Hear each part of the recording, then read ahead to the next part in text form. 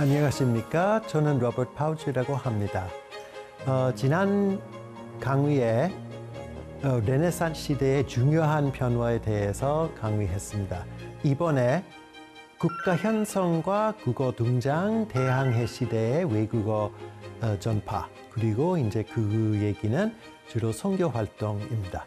그러면은 먼저 이 르네상스 시대하고 해양해 시대하고 겹친 부분을 먼저 이해하시는 게 좋습니다. 그래서 그 동시에 일어났던 어떤 행위 있기 때문에 서로 영향도 미치기도 했고 그랬습니다. 지난번에 말씀드린 것처럼 이 시대에 국가가 이제 프랑스하고 그다음 이제 영국 중심으로 국가가 형성되고 스페인은 1492년에 여러 왕국이 이제 하나로 이렇게 통일하고 그러면 스페인이라는 국가도 생겼고 동시에 옆에 있는 포르투갈이라는 그 국가도 형성되고 4개의 왕국 중심으로 국가가 발달했고 그 다음은 나중에 또 유럽 전역으로 이렇게 국가가 발달했습니다. 외국어 교육 역사에 스페인의 통일이 특별히 좀 중요한 전환점이었습니다. 그래서 스페인이 통일하면서 역사상으로 첫 번째 국어 문법서가 발간이 됐죠. 그러니까 국어 문법서이라는 것은 현대어 사람들이 사용하는 언어, 그 사용하는 언어의 문법을 참고서로 정리한 것이죠. 외국어로서 또는 어떤 문명어로서 어떤 교과서 아니라 자국어의 문법서가 정리된 것이죠. 그래서 안타니오 데 네보리아이라는 사람이 스페인어의 첫 번째 문법서를 이렇게 만들고 1492년에 왕에게 이게 선물로 주는 것이죠.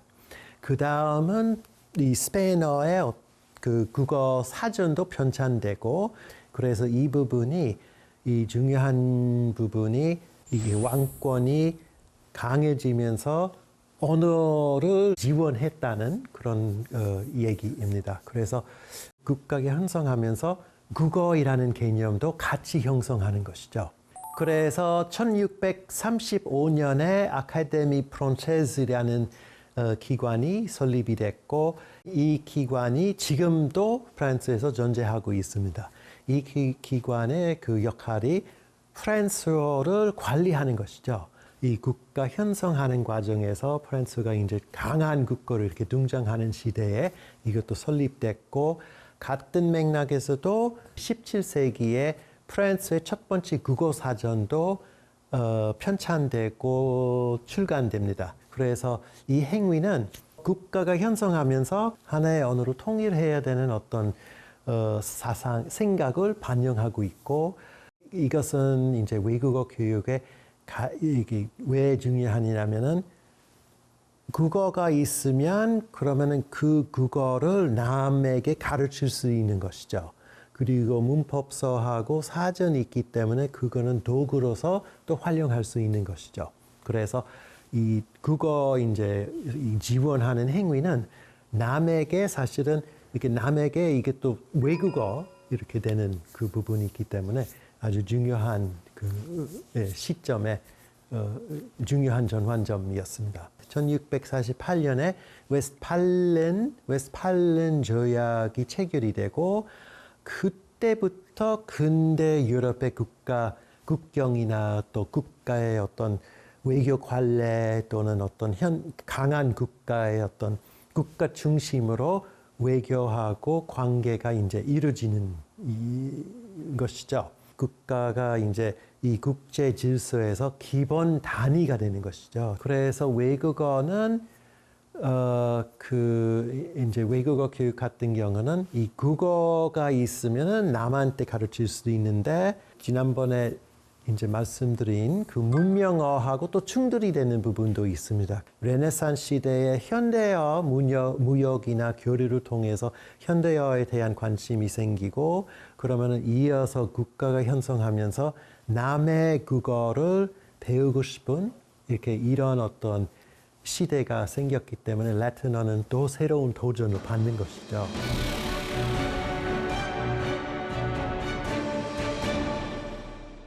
법정의 언어 또는 어떤 정부의 언어로서 자국어로 먼저 전환했던 나라는 바로 영국하고 프랑스이죠. 그리고 스페인도 그렇습니다. 국가가 먼저 이렇게 형성됐던 지역은 또 빨리 이렇게 자국어로 법이나 뭐 정부의 어떤 문서 또는 그 법정의 언어로 이렇게 사용하게 된 것이죠.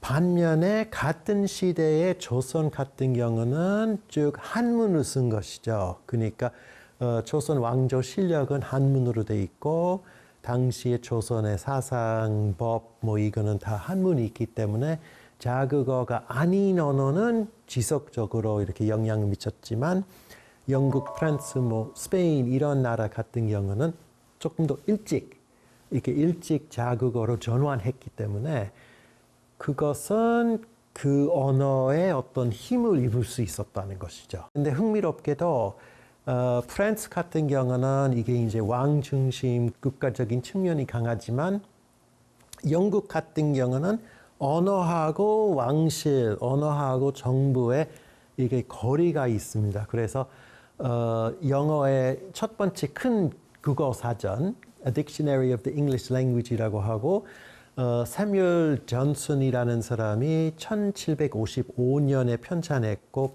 발간했는데 영국의 왕실은 아니라 그 런던에 있는 책방들이 이제 그 새로운 이제 계층이 이런 책을 좋아할 것 같아서 첫 번째 큰 국어 사전을 출판하게 된 것이죠.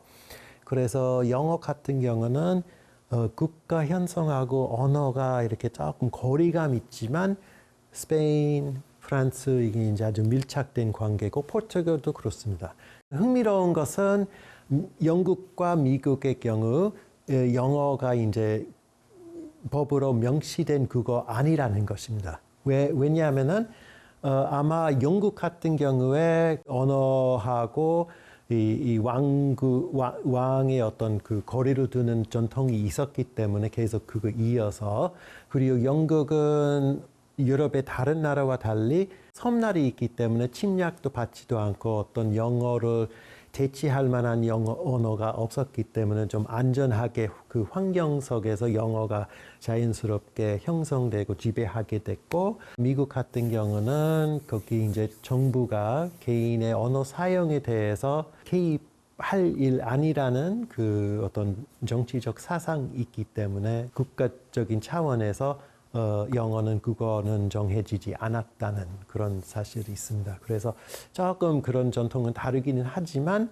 영국 중심으로 영어가 이제 좀 힘을 입고 이렇게 커진 것은 유럽의 다른 나라와 똑같은 맥락이라고 볼 수 있습니다. 그리고 유럽뿐만 아니라 그 어떤 커다란 나라를 통치 아니면 커다란 나라 이렇게 좀 하나로 이렇게 묶을 수 있는 어떤 언어가 있었으면 좋겠다는 그런 생각이 또 원나라의 초대 황제인 쿠블라이 칸이 있습니다. 그래서 쿠블라이 칸이라는 원나라의 첫 번째 황제가 몽골 제국을 편하게 그 이제 언어를 이렇게 만들기 위해서 새로운 문자를 만들었습니다. 그거는 바로 바스파 문자이라고 하는데 새로운 그 문자를 통해서 넓은 제국을 이렇게 좀 통치하려고 했지만 원나라 같은 경우는 점점점 이렇게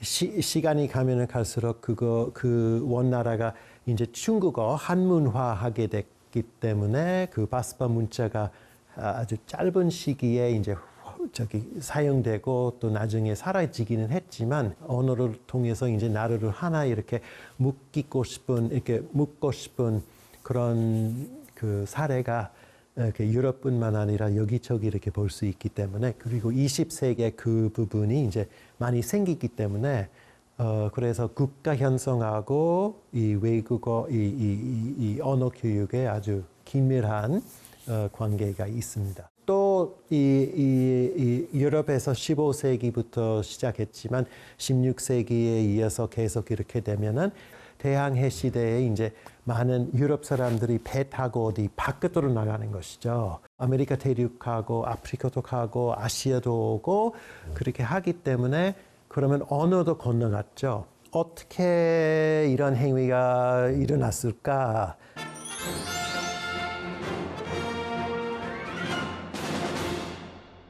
(1492년) 바로 스페인 통일했던 해이고 또 그 이제 첫 번째 국어 문법서가 나온 그 해이고 이 해에 크리스토퍼 콜럼버스는 배 타고 아메리카 대륙에 간 거죠. 그래서 아메리카 대륙에 갔는데 선교사하고 같이 갔어요. 이런 대항해 시대에 어디 배 타고 어디 가면은 많은 경우에 선교사하고 같이 갔죠. 그럼 선교사는 현지인에게 그 종교를 가르치기 위해서 같이 갔다는 것이죠. 크리스토퍼 콜럼버스하고 같이 선교사가 가서 현지인을 만났는데 현지인은 다른 언어하고 그 선교사가 스페인어하고 그러면은 이게 이제 어떤 의사소통이 안 되기 때문에 그 선교사가 그 언어를 배우는 것이고 또 그 선교사가 이 현지인에게 이제 스페인어이나 또는 포르투갈어이나 또 영어이나 프랑스어를 가르치는 것이죠. 그러면은 이 가르치면서 배우면서 그러면은 그 언어를 이해할 수 있는 현지인을 형성하고 그러면은 이제 성경을 가르칠 수 있는 것이죠. 르네상스 시대는 물론이고 대항해 시대 이 시기에 교회에서 주로 라틴어 성경을 쓰고 있었고 근데 이제 라틴어 성경은 이제 아메리카 대륙이나 아프리카이나 아시아에서 한계가 있기 때문에 오히려 자국어, 스페인어, 불어, 포르투갈어의 어떤 그 선교 활동하면서 자국어 성경을 이렇게 활용하는 것이죠. 이 부분이 이제 외국어 교육사의 중요한 어떤 또 다른 전환점입니다. 이 대항해 시대에 침략을 받았던 어떤 아메리카 대륙이나 아프리카, 아시아 이 민족에 속한 사람들이 선주민이라고 하죠. 그 선주민이 이제 새로운 그 서양 언어를 선교 활동 또는 나중에 이제 식민지 만들면서 또 통치하기 위해서 이렇게 강압적으로 이렇게 배우는 경우가 많이 있었습니다. 그래서 이 외국어 교육은 사실은 어떤 침략하고 관계돼 있고 캐나다부터 이렇게 아르헨티나까지 이렇게 이 아메리카 대륙의 지도를 보면은 거의 모든 나라는 4개의 언어 사용하고 있죠. 캐나다는 불어하고 영어, 미국은 주로 영어, 일본은 스페인어 쓰고 그다음 이제 멕시코부터 쭉 이렇게 남미까지 스페인어하고 그리고 브라질은 이제 포르투갈어 쓰고 근데 다 선주민의 언어 아니라는 것은 흥미롭습니다. 다 유럽 언어고 대항해 시대에 선교사하고 침략하는 어떤 세력을 통해서 이렇게 배우게 된 그 어떻게 보면은 이식한 언어이라고 볼 수 있습니다. 아시아에서 비슷한 현상이 볼 수도 있습니다. 중국의 선교사들 이렇게 아주 끝까지 한문도 배우고 막 중국인에게 또 라틴어이나 이렇게 그 언어로 풀어이나 이렇게 유럽 언어도 가르치고 일본도 마찬가지로 특히 포르투갈 그 이제 초기에 이 카톨릭교가 일본에 전환하면서 포르투갈 그 출신 그 선교사들이 이제 중요한 역할을 했고 일본어도 배우고 사전도 편찬하고 문법서도 편찬하고 그것도 나중에 다음 세대가 활용하기 위한 그 중요한 자료도 됐기 때문에 어떻게 보면은 이 서양 문화권의 아시아 언어 발견하는 거, 대해양 시대의 선교사들이 이게 중요한 어떤 역할을 했고, 그것도 속에 그거 이제 제국주의 담아 있고, 그래서 중국하고 일본은 한때는 이제 선교수 이렇게 쫓아내고, 특히 일본 같은 경우는 이제 완전히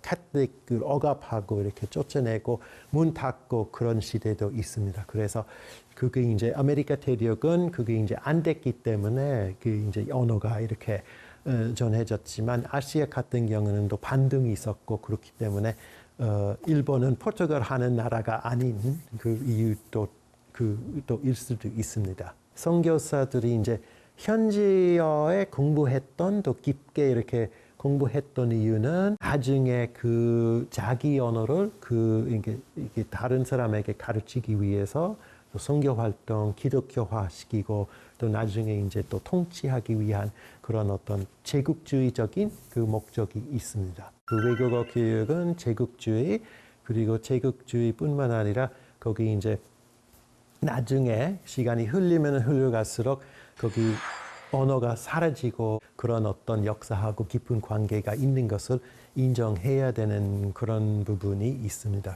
이번 강의는 국가 형성과 국어 등장, 그리고 대항해 시대의 그 외국어 전파에 대해서 강의를 했고요. 다음 강의에는 계몽주의 시대와 제국주의와 외국어 강제 전파, 조금 더 현대에 가까워지는 그런 이야기를 하겠습니다.